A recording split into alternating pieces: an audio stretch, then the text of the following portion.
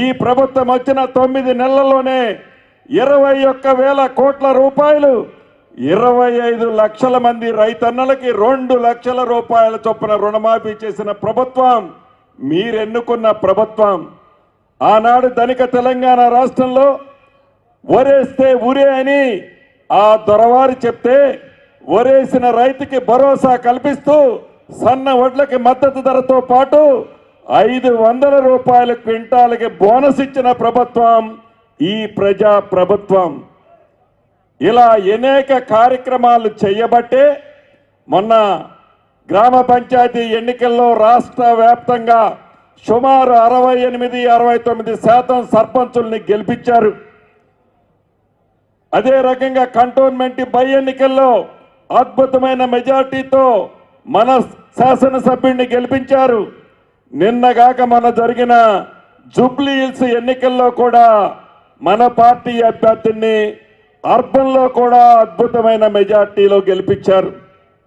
మీరందరూ ఆనాడు చూసుంటారు. జూబ్లీ హిల్స్ ఎలక్షన్లో ఆనాటి మాజీ మంత్రివర్యులు ఆ ఎన్నికల ప్రచారంలో చెప్తుండేవాడు, ఈ జూబ్లీ హిల్స్ ఎన్నికలు మన ప్రభుత్వానికి రెఫరెండం అని. ఈ ఎన్నికల్లో కాంగ్రెస్ పార్టీ ఓడిపోతుంది, మేము గెలుస్తామని ఆ నాయకుడు చెప్తుండేవాడు. జూబ్లీ హిల్స్ ప్రజలు చిత్తుగా ఓడిస్తే నిస్సిగ్గుగా మళ్ళీ పురపాలక ఎన్నికలు రెఫరెండం అట, సెమీఫైనల్స్ అట. ఎక్కడ సెమీఫైనల్స్? ఎక్కడుంది నీ అడ్రస్? చివరికి నీ ఇంట్లో స్విచ్ను కూడా ఆర్పుకోలేని నువ్వు ఈ తెలంగాణ రాష్ట్ర ప్రజలకి, నీ ఇంటి ఆడబిడ్డకి న్యాయం చేయలేని నువ్వు ఈ తెలంగాణ ఆడబిడ్డలకట న్యాయం చేస్తాడట. ఇంకా రోడ్లెమ్మడి తిరుక్కుంటా, కారు కోతలు కూసుకుంటా, ఇంకా పగటి కలల కంటూ దొరవారి దర్పణాన్ని ప్రదర్శిస్తూ ఎలా అవాక్కులు చెవాక్కులు పేలుతున్నాడో మీకు తెలియంది కాదు. 3 సార్లు అసెంబ్లీ తర్వాత మిమ్మల్ని తెలంగాణ ప్రజలు 3 సార్లు చీకొట్టారు. 4వసారి ఈ పురపాలక ఎలక్షన్స్ లో కూడా చిత్తుగా తెలంగాణలోని అర్బన్ ప్రాంతంలో ఉండే కాంగ్రెస్ పార్టీ కుటుంబ సభ్యులు మంచి మెజార్టీతో గెలిపించనున్నారు. ఇక నీ రెఫరెండం ఏంది? నీ ప్రజా పరిపాలనని విమర్శించేదేంటి? కాకి గోల తప్ప, ఆ సీఎం సీటు మీద తాపత్రయం తప్ప, మళ్ళీ తెలంగాణ పేదోడి సొమ్ముని ఎలా కళ్ళగొట్టాలనే తాపత్రయం తప్ప ప్రజల మీద, ప్రజల కష్టాల మీద, ప్రజల బాధల్లో మీరు ఎలా పాలు పంచుకున్నారో, ఆనాటి 10 సంవత్సరాల పాలన ఎలా చేశారో ఎప్పటికైనా మీరు గుండె మీద చేసుకొని ఒక్కసారి మీరు ఆత్మ పరిశీలన చేసుకోవాలని ఈ వేదిక ద్వారా మరొక్కసారి ఆ మాజీలందరికీ కూడా తెలియజేస్తున్నాను. ఈ సభ ఏదో రాజ్ ఠాకూర్ అన్న పెట్టిండంటే 1000-2000 మందితో పెట్టుంటాడు అనుకున్నాను. వేలాది మందితో ఇంత పెద్ద ఎత్తున ఇంత తక్కువ టైంలో ఈ సభను పెట్టినందుకు మనస్ఫూర్తిగా రాజ్ ఠాకూర్ అన్నని అభినందిస్తూ, ఏవైతే ఈనాడు 2-3 అంశాలు ఉన్నాయి.